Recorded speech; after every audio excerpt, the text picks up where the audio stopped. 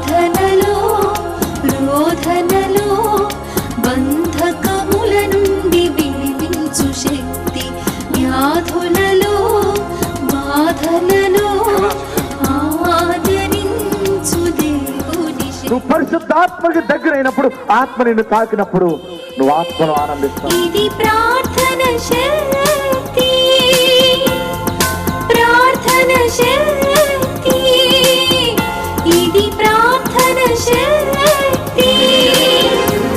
నిరాశ నిస్పృహలెన్నున్నా అశాంతి ఆపదలైనను, నిరాశ నిస్పృహ. నిజముగా నువ్వు బ్రతుకును మార్చుకుంటే ఈ రోజు ఉండే లెక్క పెట్టుకుంటావు. ఆశీర్వాదాలు వస్తాయి. ఈనాడు విమోచింపబోచున్నాడు యేసు ప్రభువు, ఈనాడు విమోచింపబోచున్నాడు. ఆకాశమందున్న మన దేవుడు మన ప్రార్థన ఆలకించును. ఆకాశమందున్న మన దేవుడు మన ప్రార్థన ఆలకించును. ప్రార్థన ప్రార్థన ఇది ప్రార్థన శక్తి, ప్రార్థన ప్రార్థన ఇది ప్రార్థన శక్తి, ఇది ప్రార్థన శక్తి, ఇది ప్రార్థన శక్తి. భీమవరం పరిసర ప్రాంత ప్రజలకు శుభవార్త. ప్రార్థనా శక్తి తైలాభిషేక ఆరాధన జూన్ 22 శనివారం. సమయం ఉదయం 10 గంటల నుండి. స్థలం Nirmaladevi function hall, Juvvalapalem road, Peddameram, Bhimavaram. ప్రార్థనా శక్తి తైలాభిషేక ఆదివారపు ఆరాధన సమయం ఉదయం 8:30 గంటల నుండి. స్థలం వైస్రాయ్ గార్డెన్స్, జుబ్లీ బస్టాండ్ ఎదురుగా, సికింద్రాబాద్. ప్రార్థనా శక్తి, ప్రార్థనా శక్తి.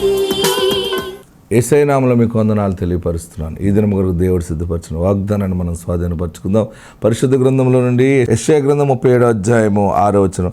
6వ వచనంలో 4వ లైన్ అండర్లైన్ చేసుకోండి. 4th లైన్, నీవు వినిన మాటలకు భయపడవద్దు. ఎటువంటి మాట దేవుడు ఇస్తున్నాడు నీకు చూడు. నువ్వు విన్నావు కదా, భయపడుతున్నావా? నువ్వు బ్యాలెన్స్ చేయలేనంత మాట నువ్వు చెవిని పడింది. బహుశా ఎగ్జాంపుల్, అప్పుల వాళ్ళు నువ్వు ఇవ్వకపోతే నేను కోర్టుకు వేసేస్తాను, లేకపోతే నీ గురించి ఫలానా వాళ్ళకి చెప్పేస్తాను. భయపెడుతున్నారా? బ్లాక్మెయిల్ చేస్తున్నారా? లేకపోతే నీ మీదకి దాడి కింద ప్రయాణం అయితే వచ్చేస్తున్నారు, ఈ సాయంత్రం ఉదయం పడుకున్నప్పుడు ఏదో సమయంలో వచ్చి దాడి చేస్తారేమో అని భయపడుతున్నావా? నీ గురించి ఎవరెవరో పన్నాగలు పన్నుతున్నారు, నిన్ను ఎక్కడైనా కొడతారేమో అని భయపడుతున్నావా? ఏం సమాధానం చెప్పాలి? అప్పులు వాళ్ళు అడుగుతారేమో, తిరిగి ఇప్పుడు ఇవ్వటానికి నా దగ్గర లేదు. ఇప్పటికే చాలా సమాధానాలు చెప్పాను, లేవు అని. ఇంక ఈసారి వాళ్ళు ఊరుకోరు, ఆయన వస్తున్నారని విన్నాను, ఎలాగని టెన్షన్ అవుతున్నావా? లేకపోతే హాస్పిటల్లో రిపోర్ట్స్ సరిగా రాలేదు, ఆ బలహీనత నీలో ఉంది, ఏదో నీరసం, ఒక సిక్నెస్ నీలో ఉందన్న మాట విన్నావా? ఏదో ఒకటి భయము కలిగే మాట నువ్వు విన్నావా? బ్యాంకు వాళ్ళు వచ్చేస్తారు, నీ ఇల్లు పట్టుకెళ్ళిపోతారు, లేదా నీ పిల్లల్ని తీసుకెళ్ళిపోతారు. ఏదో అసలు నువ్వు టాలరేట్ చేయలేని మాటలు, బహుశా నీ కుటుంబానికి ఎవరు చేతబడి చేశారని, ఏదో చెడుపు పెట్టారని, ఏదో జరుగుతుంది, ఎవరో నీ వ్యాపారాన్ని పాడు చేస్తున్నారు, ఎవరో నీ వ్యవసాయాన్ని పాడు చేస్తారని, కల్చర్ పాడైపోతుందని, ఎన్నో రకాల భయంకరమైన మాటలు నీ చెవును పడుతున్నాయేమో. దేవుడు పరలోకం నిన్ను చూస్తున్నాడు, నిన్ను ఆయన విడిచిపెట్టకుండా కాపాడుకోవటానికి ఈరోజు ఈ వాగ్దానాన్ని ప్రకటిస్తున్నాడు. ఎంత అద్భుతమైన మాట అంటే, నీవు వినిన మాటలకు భయపడవద్దు. హల్లెలూయా, దేవునికి మహిమ కలుగుగాక. నువ్వు విన్న మాటలకు భయపడకు. వదిలేస్తానని అంటున్నారా? నిన్ను విడిచి దూరంగా వెళ్ళిపోతానని అంటున్నారా? మీకు మాకు సంబంధం లేదంటున్నారా? ఏదో తాడో పీడో తేల్చుకోవడానికి వస్తున్నామని అన్న మాటని చెవుని పడిందా? ఏ భయంకరమైన మాటని చెవుని పడినా, ఎవరు వచ్చి నీకు ఏ మాటలు చెప్పినా నువ్వు భయపడవద్దు. దేవుడు నీ పక్షముగా న్యాయము జరిగిస్తున్నాడు. దేవాది దేవుడు నీ పక్షముగా నిలబడి గొప్ప కార్యము జరిగించనై ఉన్నాడు. భయపడద్దు. పరిశుద్ధాత్ముడు నీకు తోడై ఉన్నాడు. పరిశుద్ధాత్ముడు నీకు విజయాన్ని ప్రకటించాడు. నువ్వు వినిన మాటలకు భయపడవద్దు. మరి ఎలాగ ధైర్యంగా ఉండాలంటే, ఎస్, మహాదేవుడు దుర్గముగా నీకున్నాడంతే. నువ్వు ఓడిపోవు. ఏ మాటకి భయం కలిగిందో ఆ మాటకి గొప్ప సాక్ష్యము నీ నోట ఉండబోతూ ఉంది. ఆత్మనికి తోడైండును గాక. God bless you. మొదటి సమూయేలు 17వ అధ్యాయము, తొందరగా 17వ అధ్యాయము 43వ వచనం. ఫిలిష్తీయుడు, ఫస్ట్ శామ్యూయల్ చాప్టర్ 17 వర్స్ 43. ఫిలిష్తీయుడు కర్ర తీసుకొని, చూడండి, ఈ గొర్రెల దగ్గరికి కర్ర ఎట్టుకోవడం అలవాటు కదా. కర్ర లేకపోతే ఇబ్బంది అయిపోతుంది. తెలుసా మీకు? చేతిలో ఏదైనా ఉండకుండా పోతే మనం చాలా ఇది మిస్ అయిపోయినట్టు ఉంటుంది. కర్ర అలవాటు కదా, కర్ర ఎట్టుకుని వెళ్తున్నాడు. ఆ 6 మూరల జానడు గొల్యాతు దావీదును చూస్తున్నాడు. దావీదేమో యుద్ధంలోకి ఎలాగొస్తున్నాడంటే కర్ర ఎట్టుకుని వస్తున్నాడా. కర్ర తీసుకొని, ఫిలిష్తీయుడు కర్ర తీసుకుని, నీవు నా మీదకి వచ్చుచున్నావే. ఫిలిష్తీయుడు గొల్యాతు అన్నాడు, కర్ర తీసుకుని నీవు నా మీదకి వచ్చుచున్నావే, నేను కుక్కనా? నేను కుక్కలా కనబడుతున్నాను రా నీకు నేను అని దావీదుతో చెప్పి తన దేవతల పేరట దావీదును శపించెను. నా దగ్గరకు రమ్ము. ఫిలిష్తీయుడు 6 మూరల జానడు గొల్యాతు అంటున్నాడు, రే నేనంటే ఏమనుకుంటున్నావు? నేను నీకు ఏమైనా కుక్కలా కనబడుతున్నా, కర్రట్టుకుని వస్తున్నావు అని చెప్పి ఆ గొల్యాతు నమ్మినటువంటి దేవతలను పిలిచి పూజ చేస్తున్నాడు. ఏదో బూడిద పైకి జల్లుతున్నాడు, ఏవేవో చేశాడు. నా ముందుకు వస్తున్న ఈడు మసైపోవాలి, అదైపోవాలి, ఇదైపోవాలని చెప్పిస్తున్నాడు. నా దగ్గరకు రమ్ము ఆడంటున్నాడు, నా దగ్గరికి రా, నీ మాంసమును. రే నీకు కుక్కలా కనపడుతున్నానా అన్నాడు ఒక ఫస్ట్ పాయింట్. రెండోది, తనకి భయం వేసి ఏం చేశాడు? తన దేవతకి పూజ చేశాడు. మూడోది ఏం చేశాడంటే, నీ మాంసమును ఆకాశ పక్షులకును. దగ్గరికి రా, నీ పని అయిపోయింది, రా దగ్గరికి రా అంటే భయపడతాడు అనుకున్నాడు. దగ్గరికి రా, నీ మాంసమును ఆకాశ పక్షులకును. చూడండి, నిన్నేం చేస్తాడు? చంపి నీ మాంసమును ఆకాశ పక్షులకి, భూమృగములకును ఇచ్చివేతునని ఆ ఫిలిష్తీయుడు దావీదుతో అనగా దావీదు. చూడండి, ఆ ఫిలిష్తీయుడు 6 మూరల జానడు గొల్యాతు సూర్యుడు అంతలాగా మాట్లాడుతూ ఉంటుంటే దావీదులో ఇంత భయము కూడా రాలేదు. నువ్వేమన్నా మాట్లాడు ఎర్రివాడా. దావీదు అంటున్నాడు, ఏమంటున్నాడు? నీవు కత్తియు. చూడండి, దావీదు అంటున్నాడు 45వ వచనం అండర్లైన్ చేసుకోండి. నీవు కత్తియు ఈటయు బల్లెమును ధరించుకుని నా మీదకి వచ్చుచున్నావు. అయితే నీవు తిరస్కరించిన ఇశ్రాయేలీల సైన్యములకు అధిపతియగు యెహోవా పేరట నేను నీ మీదకి వచ్చుచున్నాను. ఈ దినమున యెహోవా నిన్ను నా చేతికి అప్పగించెను. గట్టిగా చప్పట్లు కొట్టి ప్రభువును స్తుతించండి. అంతేనా? చప్పట్లు, చేతులు పైకెత్తి. నీ మీదకి ఎవరు యుద్ధానికి వస్తున్నా సరే భయపడవలసిన పని లేదు. నీలో ఉన్నవాడు బలమైన వాడు. ఆమేన్. దావీదు చూస్తున్నప్పుడు గొల్యాతు చేతిలో బల్లెమంది. ఆడు చాలా ఎక్స్పీరియన్స్ మనిషి కనుక ఆ బల్లె సరిగ్గా వేస్తే వేసిన వెంటనే దావీదు చచ్చిపోతాడు. ఈటె ఉంది, బాణం ఉంది, బాణం పుల్లలు ఉన్నాయి, కత్తి ఉంది దగ్గర, కోట్ ఉంది, టోపీ ఉంది, అన్నీ ఉన్నాయి. ఏమీ లేకుండా బోడిగుండ్లాగా ఉన్నాడు. ఎవరు? మనకి ఏమీ లేని వాళ్ళుగా ఉంటాం, కానీ మన పెదవుల ప్రార్థన చాలా శక్తివంతమైనది. బల్లెము కంటే గొప్పది, గన్న కంటే గొప్పది, ఖడ్గము కంటే గొప్పది. ఆయన వాక్కుని నోట పెడతాడంతే. ఆ గొలియాత్ అంటున్నాడు, రే కర్రెట్టుకు వస్తున్నావు, మన లాంగ్వేజ్లో చెప్తున్నాను మీకు, రే కర్రెట్టుకు వస్తున్నావు, నీకేమైనా కుక్కలా కనబడుతున్నానా అంటే దావీదు అన్నాడు, నువ్వు కుక్కవేరా. ఏమన్నాడు? చాలా తెలివైనాడు, గొర్రెలు మేపినా కానీ. ఎందుకంటే అభిషేకం అలాంటిది. తైలము పోసిన దైవజనుడు, పిలువబడినటువంటి వాగ్దానం ద్వారా పుట్టిన సమయాలు. ఆమేన్. అప్పుడు దావీదు అన్నాడు, నీవు అన్నీ ధరించుకున్నావు, నా దేవుణ్ణి తిరస్కరిస్తున్నావు కదా.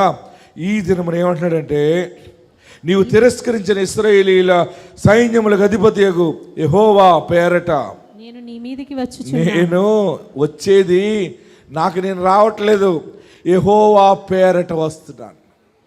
ఆమేన్. మీకు ఎన్ని గొడవలున్నా, మీ ఇంట్లో ఎన్ని పోరాటాలున్నా, ఈరోజు గొప్ప విజయము దేవుడికి ఇవ్వబోతావు. ఎవరు నిన్ను తిరస్కరించారో, ఎవరు నిన్ను నెట్టి మాట్లాడుతున్నారో, గుచ్చి మాట్లాడుతున్నారో, యేసు పేరట నువ్వు తిరిగి వెళ్ళబోతున్నావు. ఇప్పుడు అక్కడ అంటున్నాడు, ఈ దినమున యెహోవా. మీరందరూ కుడి చేయి పైకి ఎత్తండి, ఇలాగా మొయ్యాలి. నాతో చెప్పండి, ఈ దినమున. తలలు పైకెత్తండి, నోరు గట్టిగా చెప్పాలి. ఈ దినమున యెహోవా నిన్ను నా చేతికి అప్పగించుచున్నాడు. యుద్ధము యెహోవాదే, యుద్ధము యెహోవాదే. గట్టిగా చప్పట్లు కొట్టి ప్రభుని స్తుతించు. యుద్ధము నీది కాదు. ఎంతకాలం ఈ అప్పులతో పోరాడాలని ఏడుస్తున్నావా? ఎంతకాలము ఈ మనుషులతో నేను గొడవాడాలి? ఎంతకాలము నేను ఈ ఇబ్బందులు గుండా ప్రయాణం చేయాలి? నా వల్ల కాదు బాబోయ్, నేను చచ్చిపోతానంటున్నావు కదా. దేవుడు నీ చేతికి ఆ సమస్యను అప్పగిస్తున్నాడు, నీ చేతికి అప్పగిస్తాడు అంతే.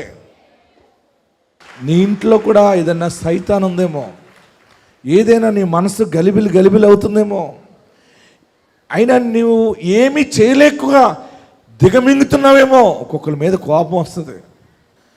నా ప్రియ సహోదరులరా, ఎంత పెద్ద పోరాటమైనా, అది ఇంట్లో బిడ్డలతో సమస్య అయినా, ఫైనాన్షియల్గా ఆర్థిక ఇబ్బందులైనా, నువ్వు తొందరపడవలసింది ఏం లేదు. ఈ అభిషేకము మీ అందరి మీద చేతులుంచి ప్రార్థన చేస్తున్నాను కదా, ఈ అభిషేకము మీ మీదకి వచ్చినప్పుడు ఆత్మ మీలో పనిచేస్తుంది. మీకు విరోధంగా ఏం జరుగుతుందో దానిని దేవుడు మీ చేతికి అప్పగిస్తాడు, మీ చేతికి అప్పగిస్తాడు. దావీదు ఏమంటున్నాడు? ఫిలిస్తీయుడు ముందు మాట్లాడుతున్నాడు, రేయ్ ఈ దినమున యెహోవా పేరట వస్తున్నాను నేను, నిన్ను దేవుడు నా చేతికి అప్పగించును అని చెప్పి, నేను నిన్ను చంపి నీ తల తెగవేత్తును, నీ తల తీసి పడేస్తున్నావు. ఇశ్రాయేలీయులలో దేవుడున్నాడని, ఇశ్రాయేలీయులలో దేవుడున్నాడని లోక నివాసులందరూ తెలుసుకున్నట్లు నేను ఈ దినమున ఫిలిస్తీయుల యొక్క కళేబరములను ఆకాశ పక్షులకును భూమృగములకును ఇత్తును. ఆమేన్. అప్పుడు యెహోవా కత్తి చేతను ఈట చేతను రక్షించువాడు కాడని ఈ దండువారు కొందరు, ఆయుధాలు చేత రక్షించువాడు కాదని ఈ దండువారందరూ ఆత్మ ద్వారానే రక్షించువాడని ఇశ్రాయేలీయులు తెలుసుకున్నట్లుగా నిన్ను నరికి పక్షులకు వేస్తాను, భూమృగములకు పెడతాను. ఈ మాట ముందు ఎవరన్నారు? ఈ మాట అందరు చెప్పాలి, గట్టిగా చెప్పాలి. ఫిలిస్తీయుడు గొల్యాత్ అన్నాడు, రే నువ్వు నా ముందుకు వస్తున్నావు రా, నీ పని చెప్తాను. నిన్ను నరికి ఆకాశ పక్షులకి భూ మృగములకు ఇసిరేస్తానన్నాడు. అది అయిపోయిన తర్వాత ఈ దావీదు ఉన్నవాడు ఉన్నట్టు ఉండాలి కదా, ఏదో ప్రార్థన చేసుకున్నాడు, ప్రార్థన చేసి నాకు కుదురుగా ఉండట్లేదు, నిన్ను చంపి, దాని ముందు ఏమన్నాడు? నేను యెహోవా పేరట వస్తున్నాను. ఆమేన్. నా దేవుడు నాకు తోడై ఉన్నాడు. నువ్వు కత్తి పట్టుకున్నావు, ఈటె పట్టుకున్నావు, బల్లెం పట్టుకున్నావు, దానితో రక్షణ రాదని ఒక్క ప్రార్థనా శక్తి, ఒక ఆత్మశక్తితోనే రక్షణ కలుగుతుందని ఈ ప్రజలందరూ తెలుసుకునేలాగున దేవుడి సమయమున నిన్ను నా చేతికి అప్పగించుచున్నాడు. ఆమేన్, హల్లెలూయా. ఎంత పెద్ద సమస్య అయినా, ఎంత పెద్ద పోరాటమైనా దేవుడు నీ చేతికి అప్పగిస్తాడు. నీ శత్రువు నీ చేతికి అప్పగిస్తాడు. నిన్ను చిన్న చూపులు చూసిన వారిని చేతికి అప్పగిస్తాడు. నిన్ను హేళన చేసిన వారి ముందు నిన్ను ధనవంతునిగా నిలబెడతాడు. ఎక్కడ అవమానం అయిందో, ఎక్కడ దరిద్రం అయిపోయిందని ఏడుస్తున్నావో అక్కడ పెద్ద సాక్ష్యం చెప్పబోతున్నా. నీ సాక్ష్యము ఈ తైలాభిషేకంలో చెబితే నీ శత్రువుల టీవీలో చూచి వారు తల బాదుకుంటారు, ఏంటి వీళ్ళకి ఇంత ఆశీర్వాదం వచ్చిందని. చేతులు పైకెత్తి గట్టిగా చప్పట్లు ప్రభువును స్తుతించండి. నిషేధింపబడిన రాయి, విసర్జింపబడిన రాయి, తృణీకరించబడిన రాయిగా ఉన్నావేమో, నువ్వే మూలకు తల రాయి. నీవే లీడర్ అవుతున్నావు, నీవే నాయకత్వం చేస్తావు. జనముల ఐశ్వర్యము నీ యొద్దకు తేబడను, జనముల ఐశ్వర్యము నీ యొద్దకు తేబడను. రాజులు రాణులు అందరూ నీ దగ్గరికి ఇంటికి వస్తారు. దిక్కులేని దాన్ని నేను, నా కుటుంబం ఇలాగ అయిపోయింది, నా బిడ్డ దిక్కు లేదు, నా కుమారుడికి దిక్కు లేదు, మేము ఇలాగ అయిపోయాం, మా బ్రతికిదే, నాకు జ్ఞానం లేక ఏం సంపాదించలేకపోయినాను అనుకున్నామేమో. సమస్త కీడుని, చేతబడిని, దయ్యపు శక్తులను దేవుడి చేతికి అప్పగిస్తున్నాడు. గట్టిగా గట్టిగా చప్పటి ప్రభువును స్తుతించాడు. నీ పక్షంగా ఉన్నవాడు గొప్పవాడని నీ గల్లీ గల్లీ సాక్ష్యం ఇవ్వబోతా ఉంది. నీ పేట, నీ కాలనీ, నీ టౌన్, నీ బంధువులందరూ కూడా. నేను ఈ సాక్ష్యాన్ని అనుభవించాను కనుక మీకు చెప్తున్నాను. నా చిన్న వయసులో ఎన్నో అవమానాలు పడ్డాను, సేవలో ఎన్నో అవమానాలు పడ్డాను. నన్ను ఎందరో అన్యాయముగా బలి చేశారు, అయినా ఎవరిని మాట్లాడలేదు. నేను ఒక చోట ఒక స్టాచ్యూ దగ్గర నన్ను కూర్చోబెట్టారు. ఒక పెద్ద సేవ చేశాను అక్కడ. ఒక 150 ఒక 100 మంది విశ్వాసులు ఉన్నారు అక్కడ. ఆ పేటలో ఎంతో పెద్ద కష్టపడి సేవ చేసి ఒక పెరాలసిస్ ఉన్న బిడ్డని ప్రార్థనా శక్తితో లేపి నిలబెట్టి నడిపించి గొప్పవాడిని చేశాం. పేట మారిపోయింది. పిల్లలు లేని వాళ్ళందరూ రమ్మన్నాను, వచ్చారు. వాళ్ళందరికీ ప్రార్థన చేస్తే మగ పిల్లలు, ఆడపిల్లలు పుట్టేశారు. ఆ పేట 200-300 మంది ఉంటారనమాట. వాళ్ళందరూ యేసు ప్రభు వారిని నమ్మేసుకున్నారు. నమ్ముకున్నాక ఈ స్త్రీలు నమ్ముకున్నారు, పురుషులు అంతగా నమ్మలేదు. మంచి సేవ జరుగుతుంది. నేను ఎంతో కష్టపడి ఒక్కొక్క ఆత్మని కట్టుకుంటూ వస్తున్నాను ప్రార్థనలో. చివరికి వాళ్ళందరూ ఒక మీటింగ్ పెట్టి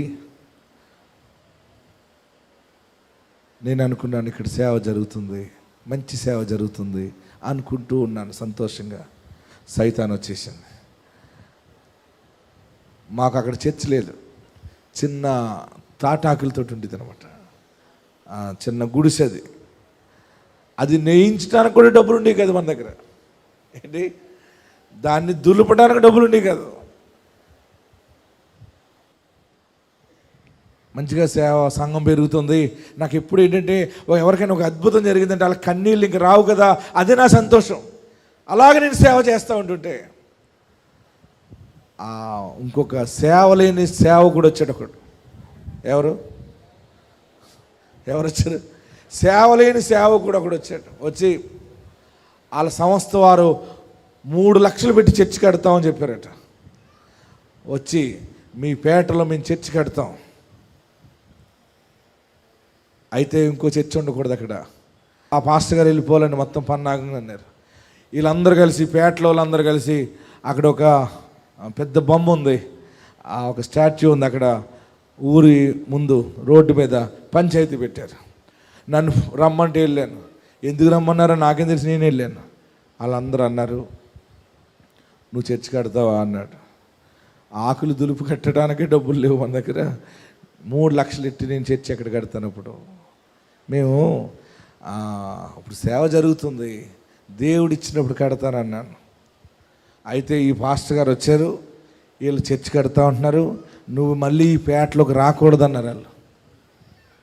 ఏంటి ఇంత కష్టపడి ఒక్కొక్క ఆత్మను సంపాదిస్తే శోధన ఎలా వచ్చింది అంటే నేనన్నాను, ఆ పాస్టర్ గారిని మీరు కడతారా, 3 లక్షలు పెట్టన్నాడు. మేము కడతామండి అన్నాడు. నా తరపు ఒక్క మనుషుడు మాట్లాడలేదు. 300 మంది అలాగున్నారు. విశ్వాసులుగా ఉన్న వాళ్ళు కూడా నిలబడ్డారు. అయ్యో ఇసాక్ పాస్టర్ గారి తరపు ఒక్కరు మనం మాట్లాడదాం, ఆ దైవజనుడు హృదయం ఎంత బాధ ఉంటుందో అని ఒక్కరు కూడా కనికరించలేదు. నా గుండె పగిలిపోయింది, వేదన, ఒంటరైపోయాను నేను. అయినా నా మనసుని దిగమింగుకుని, బాధను దిగమింగుకుని నేను అనుకున్నాను, పోలే ఇంత సంఘం కట్టాం కదా, ఈ సంఘానికి వాళ్ళ చర్చి కడితే ఆశీర్వాదం, ఇది దేవుని చిత్తమేమో అనుకుని నా హృదయం అంత గాయపడింది. ఎంత ఏడ్చానో దేవుడు తెలుసు. ఎందుకంటే ఒక్కొక్క ఆత్మను సంపాదించడం ఎంతో కష్టమో నాకు తెలుసు. అందుకని నేను మీ సంఘాలని, మీ ఊర్లో ఉన్న సంఘాలని, మీరు సంఘాలు మానకండి, ఆరాధనలకు వెళ్ళటం మానకండి అని చెప్తాను నేను. ఎందుకంటే ఆత్మ విలువ నాకు తెలుసు. వాళ్ళందరూ నన్ను ఎగతాళిగానే చూసి పంపించేశారు. నేను ఒంటరిగానే బయటకు వచ్చాను. ఈరోజు లక్షలాది సంఘముగా దేవుడు ఆశీర్వదించాడు. నేను యేసు పేరట వచ్చాను. ఆమేన్. గట్టిగా హల్లెలూయా చెప్పండి. ఆమేన్. నీకు ఎంత పెద్ద కష్టం వచ్చిందండి, అన్యాయం జరిగిందని అనుకోకు. ఆ కీడు, ఆ శోధనలో గొప్ప ఆశీర్వాదము దేవుడు దాచిపెడతాడు. నేను ఏలూరు వెళ్తున్నాను, ఒంగోలు వెళ్తున్నాను, గుంటూరు వెళ్తున్నాను, కడప, హైదరాబాద్, సికింద్రాబాద్, ఇతర దేశాలకు పోతున్నాను. ప్రతి చోట దేవుని సాక్షిగా ఉంటున్నాను. వారిని అంత బలవంతంగా అవమానం చేయకపోతే నేను ఆ పేటలోనే ఉందని మీరెవరో నాకు తెలియదు. గాయము, గుండె పగిలినంత గాయము రావాలి. ఆ గుండె పగిలిన చోటే 2 బలమైన ఆశీర్వాదాలు నీ మీదకి దిగి వస్తాయి. శోధన ఎంత వస్తుందో, ఎంత పెద్ద పోరాటం వస్తుందో అది మన మేలుకే. ఆమేన్. హల్లెలూయా, హల్లెలూయా. ప్రియులరా, దావీదుకి శోధన వచ్చినప్పుడు కూడా దావీదుని గొల్యాతు అంటున్నాడు, నీ మాంసము ఆకాశ పక్షులకు, మృగములకు పెడతానన్నాడు. దావీదు అన్నాడు, ఎర్రివాడా, నేను యెహోవా పేరట వచ్చుచున్నాను, ఈ దినమున యెహోవా నిన్ను నా చేతికి అప్పగించును. ఆమేన్. మీరు విశ్వాసంతో మాట్లాడండి. దేవుడు మీ సమస్యను మీ చేతికి అప్పగిస్తాడు. సమస్య, అప్పులు, బాధ నీ చేతికి అప్పగించినప్పుడు ఎవరెవరు అప్పులు ఇవ్వాలో అన్నీ తీర్చేసి నువ్వు బయటపడేస్తావు దాన్ని. ఆమేన్. రోగము నీ చేతికి అప్పగించినప్పుడు ఇంకా చాలు, నాకు ఈ రోగం ఈ రోజు నుంచి ఉండదని దాన్ని నీ కాళ్ళు నొప్పి అయితే దాన్ని ఏసు రక్తం నూనె రాస్తుంది, నీ నుంచి పోతుంది. రక్తం తేడా వస్తే నూనె చొక్క లోపడేసుకుంటే పోతుంది. కిడ్నీ పాడైంది, లివర్ పాడైంది, క్యాన్సర్ వచ్చిందని అనుకుంటేమో ప్రార్థన, తైలము, ప్రోక్షణ ద్వారా అది నిన్ను విడిచిపోతుంది. అందరూ ఉన్న చోటని తలలో వంచండి. అందరూ ఎక్కడున్నవారు అక్కడ లేచి నిలబెడదాం. అందరూ లేచి నిలబెడదాం.